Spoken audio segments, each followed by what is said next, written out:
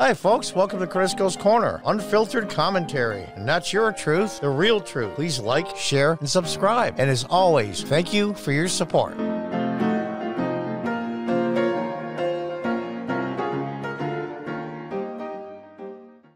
Hi folks, welcome back. I'm PJ Media. I have no idea why this story isn't a lot bigger than it is.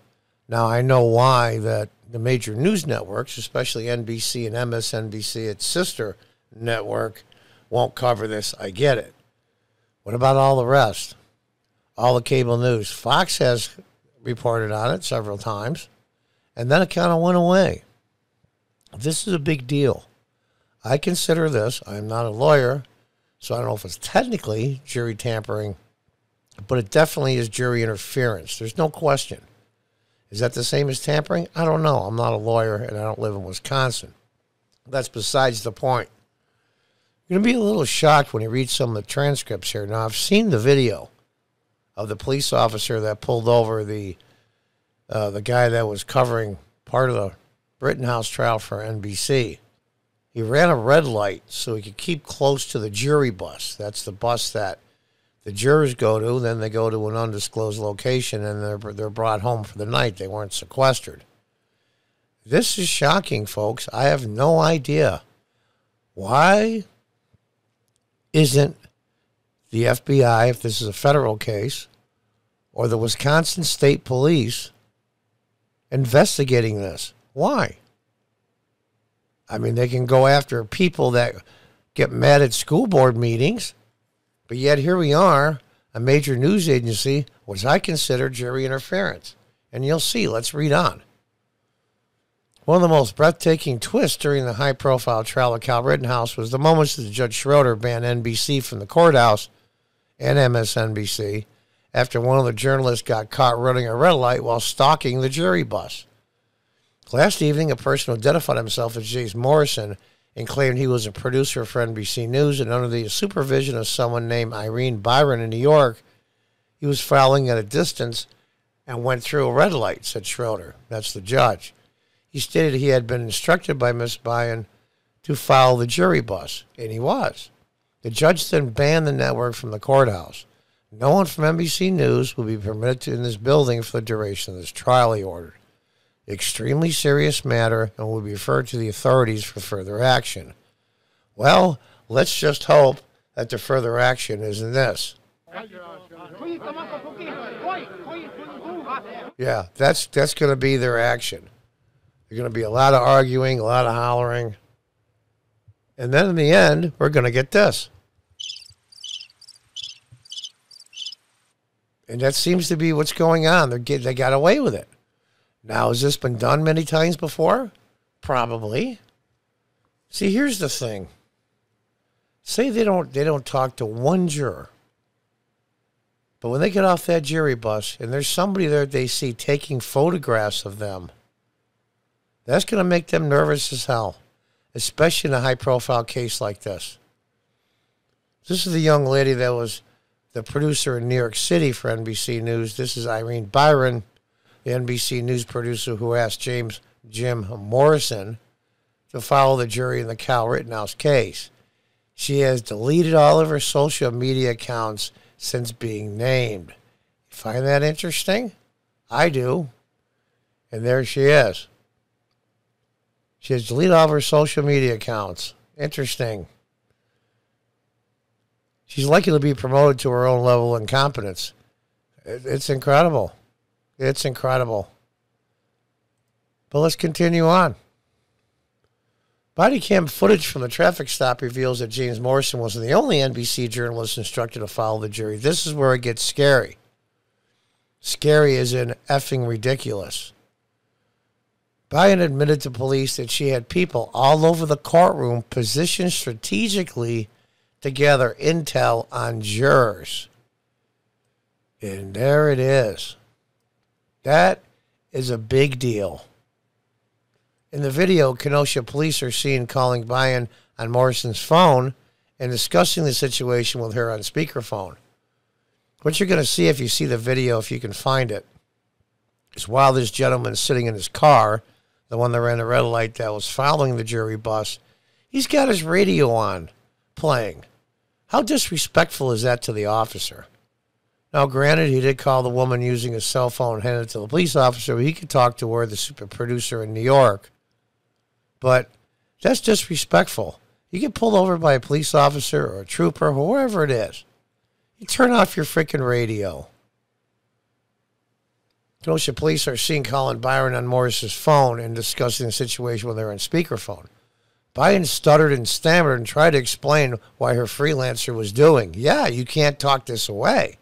Because what they were doing, they were interfering. They were trying to put pressure on the jury. They wanted a guilty verdict, or they wanted a hung jury, one of the two. The Rittenhouse jury was under extreme stress and pressure. Earlier in the trial, the judge had revealed that an unknown person had been taking pictures of the jury and threatened to dox them. The camera was confiscated. My understanding, it wasn't confiscated. They made him delete the photos or the video. Now, this is what the officer talking to Morrison, the guy got pulled over. Your office told us to follow this vehicle, the officer asked Morrison. He replied, yes. I mean, it was discreet. Why would you bother following it discreetly? What is the point? You can't get a picture of it. You can't interact with any of the jurors, so what's the point? They want you to see cars following them? The windows are all blacked out. We all know what's going on here. You don't have to be Sherlock Holmes. I wasn't going to talk to anybody or anything. Just trying to find a location, that's all. Yeah. So later down the road, they can put their plants there.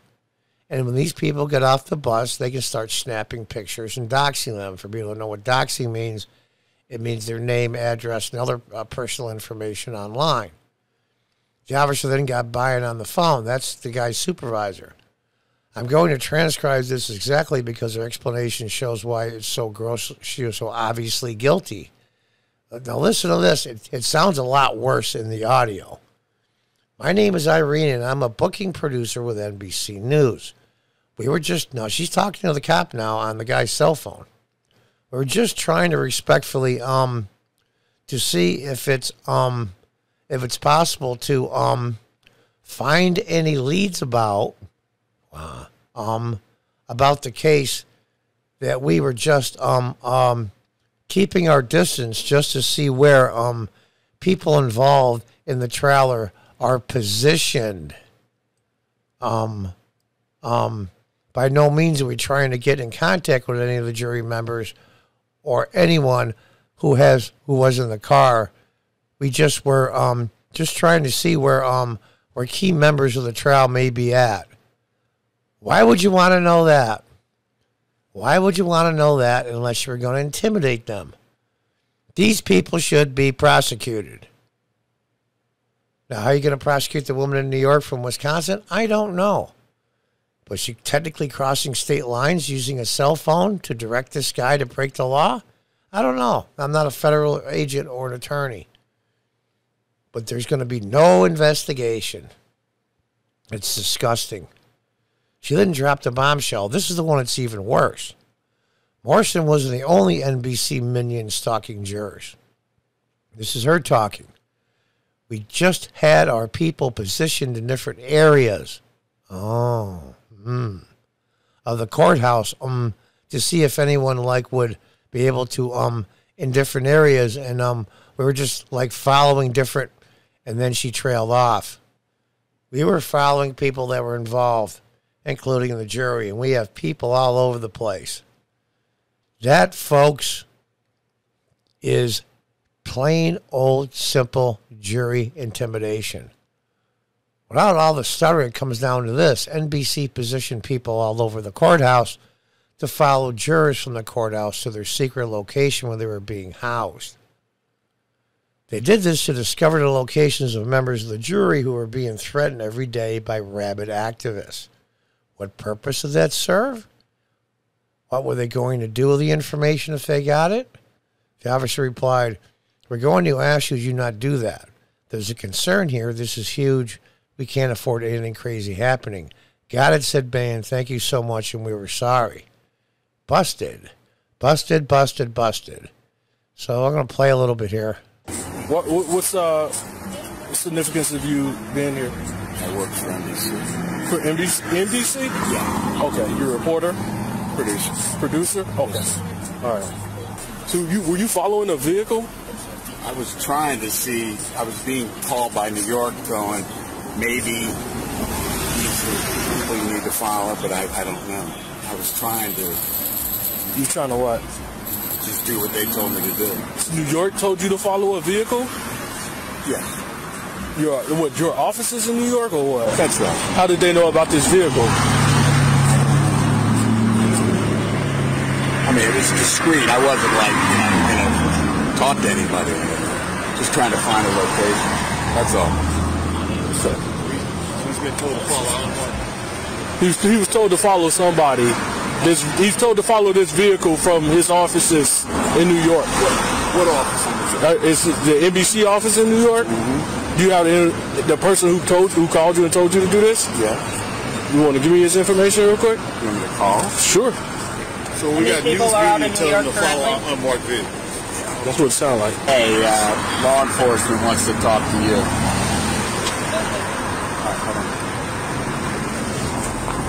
Hi, this is Officer Jones, Kenosha Police. We're trying to figure out what's going on here, why you have a reporter or a producer following vehicles out here. Okay. Hi, officer. My name is Irene. I'm a booking producer with NBC News. We were just... And there it is. Now, I believe this is part 2. This is where the girl is going to, the producer in New York is going to say, yeah, I told them to do it, and we have others out there too. These people should be in jail. We were just trying to respectfully, just trying to see if it's possible to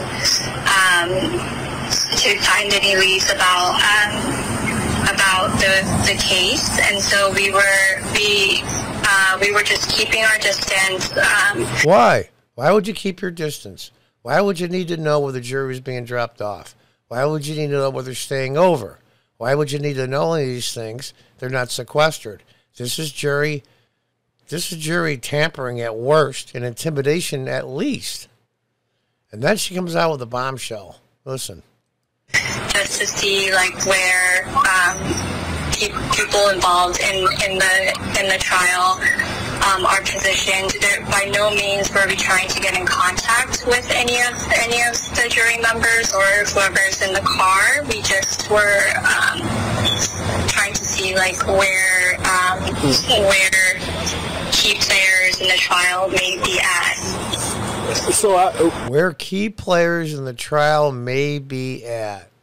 So you're going to follow the defense attorneys too? All their paralegals?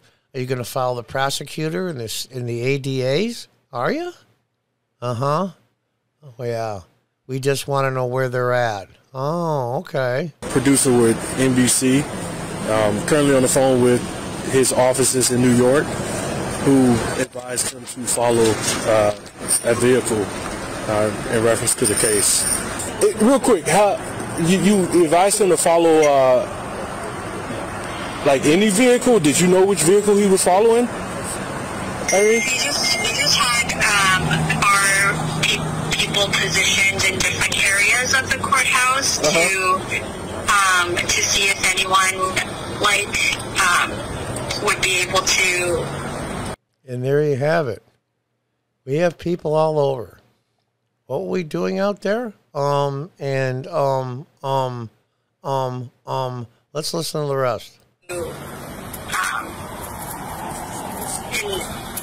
different areas, and so we were just following different.